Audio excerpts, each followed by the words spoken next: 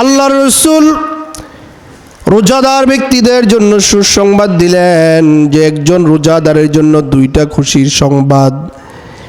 এক নাম্বার সংবাদ হলো, রোজাদার ব্যক্তি যখন ইফতার সামনে নিয়ে বসবে, আল্লাহ রব্বুল আলামিন তার হৃদয়ের মধ্যে প্রশান্তি ঢেলে দেয়। সুবহানাল্লাহ। আরেকটা হলো, ওই ব্যক্তি যখন আল্লাহর সাথে সাক্ষাৎ করবে, রোজাদার ব্যক্তিদের জন্য আল্লাহ তাআলা আলাদা একটা গেট বানিয়েছেন, রাইয়ান নামক একটা গেট, একটা দরজা। এই দরজা দিয়ে কেবলমাত্র যারা রোজাদার তারা প্রবেশ করবে। কোন সুবহানাল্লাহ।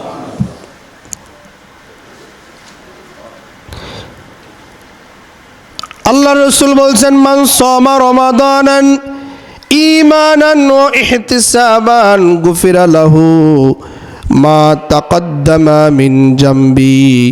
তোমাদের মধ্যে যেই ব্যক্তি রমজান পেল, রমজান পাওয়ার পরে যেই ব্যক্তি রমজানের রোজা রাখলো আর রাতের বেলায় সালাতুত তারাবি আদায় করলো, গুফিরা লাহু মা তাকদ্দামা মিন জামবি। আল্লাহ রাব্বুল আলামিন তার পিছনের জিন্দেগীর গুনাহগুলো মাফ করে দেয়। কোন সুবহানাল্লাহ। আবার আমাদের মধ্যে কিছু লোক আছে, রোজা রাখে কিন্তু নামাজ পড়ে না।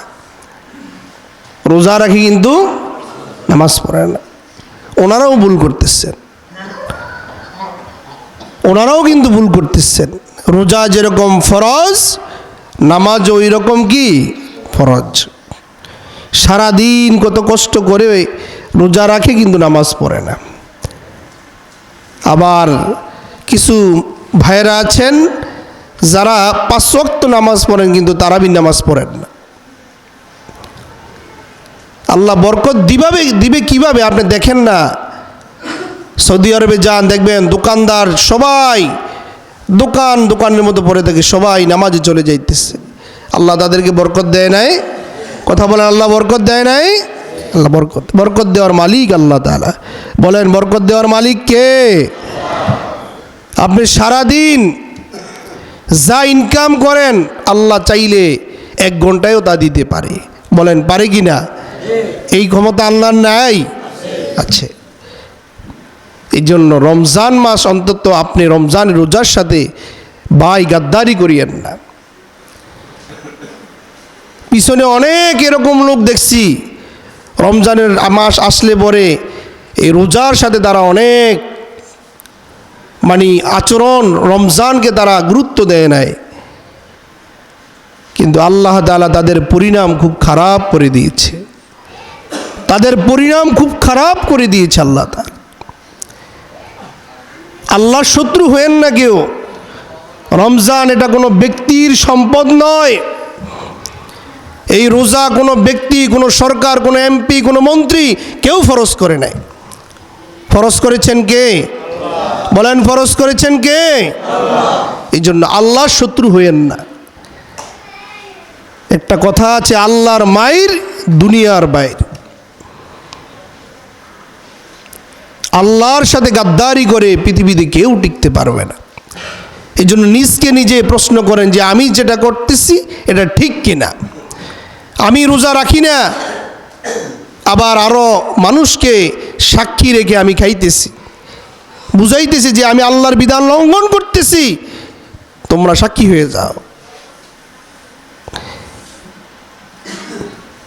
রাসূল সাল্লাল্লাহু আলাইহি ওয়াসাল্লাম এই বিষয়ে নিষেধ করেছেন যে তুমি তোমার পাপ কাজের বিষয়ে মানুষকে সাক্ষী বানাবা না, কারণ আল্লাহ তাআলা তোমার অনেক পাপ কাজ আল্লাহ নিজে ক্ষমা করে দিবেন। বলেন সুবহানাল্লাহ।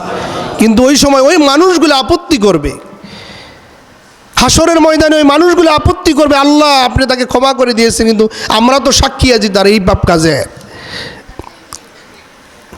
কথা কি বুঝাইতে পারছি? মানুষকে সাক্ষী বানানোর দরকার নাই। আপনি যদি অসুস্থ হন, রোজা রাখতে আপনি যদি অক্ষম হন, আপনি ঘরের মধ্যে দরজা আটকে খান, কেউ আপনাকে না করবে না।